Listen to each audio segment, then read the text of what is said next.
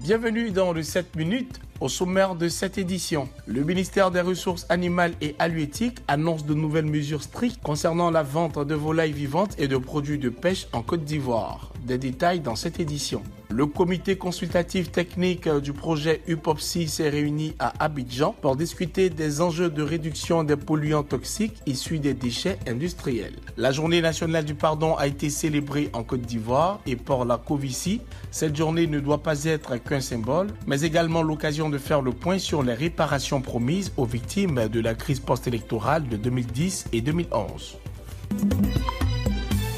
Le programme des maîtrises d'ouvrage déléguées MOD pour l'insertion des jeunes a touché 23 600 bénéficiaires dans 15 régions de la Côte d'Ivoire avec un financement de plus de 14 milliards de francs CFA. Un bilan a été récemment présenté par le Premier ministre, les présidents des collectivités, le ministère de la Promotion de la Jeunesse et les partenaires du projet. Pour consolider ces acquis et en cohérence avec la vision du chef de l'État, des antennes régionales de l'Alliance Emploi Jeunes ont été ouvertes dans les régions et devront à terme être des structures techniques au service des collectivités territoriales en matière d'insertion. Le Premier ministre Robert Begré-Mambé a appelé à une plus grande implication des collectivités et des parties prenantes pour renforcer l'insertion des jeunes. Pour amplifier le bénéfice du programme destiné à la jeunesse, l'accompagnement dans les projets réalisés directement sur le terrain, et c'est la structuration de leur capacité de gestion. Toutes ces actions ont permis d'encadrer plus de 2 300 000 jeunes déjà en Côte d'Ivoire, mais on peut faire plus. Le programme sera élargi à tous les conseils régionaux et districts autonomes avec un budget de près de 46 milliards de francs CFA pour 100 220 bénéficiaires. À ce jour, près de 22 milliards ont été décaissés et 38 064 jeunes ont été accompagnés dans leur insertion professionnelle. La sécurité alimentaire et sanitaire des Ivoiriens est au cœur des préoccupations des autorités. Dans cette optique, le ministère des Ressources animales et halieutiques a annoncé de nouvelles mesures strictes concernant la vente de volailles vivantes et de produits de pêche en Côte d'Ivoire. Animaux vivants, de denrées animales et d'origine animale, telles que le poisson et la viande, doivent se faire conformément aux normes sanitaires. Alors donc, ces acteurs-là doivent avoir une autorisation qui a été faite par une autorité compétente. Ça, c'est le premier élément. Et là, le deuxième élément, il faudrait que le point de vente permette à cette denrée-là ou à cet animal-là d'être dans de bonnes conditions pour éviter les risques sanitaires. Toute vente en dehors de ces espaces sera considérée comme illégale et pourra entraîner des sanctions sévères, y compris la saisie des produits. Alors, il s'expose à quoi? Il s'expose à la rigueur de la loi. Plusieurs types de sanctions. La sanction peut être d'abord administrative, donc une saisie des produits qu'ils vendent, ou la sanction peut être pénale à travers un procès verbal que va émettre l'inspecteur qui va constater l'infraction et qui le mettra à disposition de la juridiction pénale. Ces mesures visent à garantir la qualité des produits et à protéger la santé des consommateurs en limitant les risques de maladies.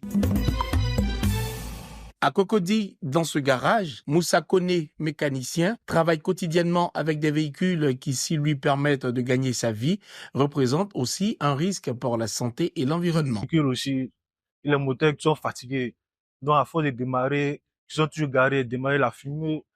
Au bout de 2 ou 3 jours, nous constatons qu'on a la toux, la rhume, donc ça nous gêne. Pour répondre à ces enjeux, une réunion importante s'est tenue le 5 décembre à Abidjan. Il s'agissait de la deuxième rencontre du comité consultatif technique du projet UPOPSI. Le projet vise à réduire les polluants toxiques issus des déchets industriels comme les PBDE, les dioxines et les furanes. Il faut impérativement réussir à réaliser les grands chantiers restants du projet. Il s'agit, entre autres, la construction et l'organisation pratique, la gestion des centres de démantèlement des D3E et des véhicules en fin de vie. Financé par le Fonds pour l'environnement mondial, l'ONUDI et l'État ivoirien, ce programme veut proposer des solutions concrètes pour gérer ces polluants. Il s'attaque particulièrement aux émissions provenant des vieux véhicules, des déchets électroniques et du brûlage à ciel ouvert. Il s'agit des véhicules qui sont achetés de plus de 16 ans et qui ont dans le plastique, dans la cabine, dans le moteur, ils ont un produit chimique qui est cancérigène. Voilà, donc il faut les retirer de la circulation, il faut les retirer de nos ménages pour ne pas que les Ivoiriens soient intoxiqués.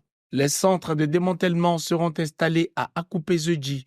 Ils permettront de recycler les véhicules en fin de vie et les appareils électroniques, comme les anciennes télévisions à écran cathodique. Ce projet d'un coût total de 5,3 millions de dollars ambitionne aussi de créer des emplois grâce au recyclage, notamment en transformant les ferrailles en fer à béton.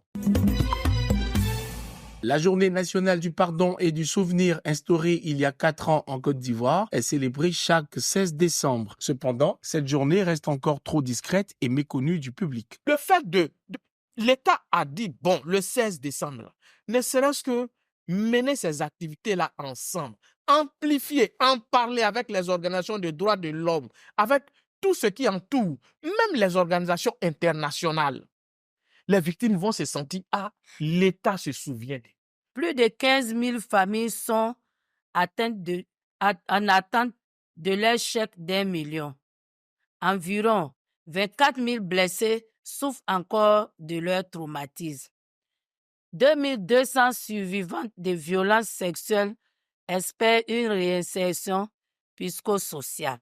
Puis, des œuvres mémorielles et communautaires construites dans plusieurs localités du pays par le Fonds au profit des victimes peinent à être mis à la disposition des populations à cause du calendrier très chargé. Notre point essentiel pour les victimes est l'annulation de l'ordonnance d'amnistie de 2018 qui, selon elle, a exonéré les auteurs des crimes durant la crise post-électorale de 2010 à 2011. Soutenues par des organisations de défense des droits humains, elles espèrent obtenir une décision favorable de la Cour de justice de la CEDEAO. C'est la fin de ce 7 minutes. Merci de l'avoir suivi. Restez sur cette info. Les programmes se poursuivent.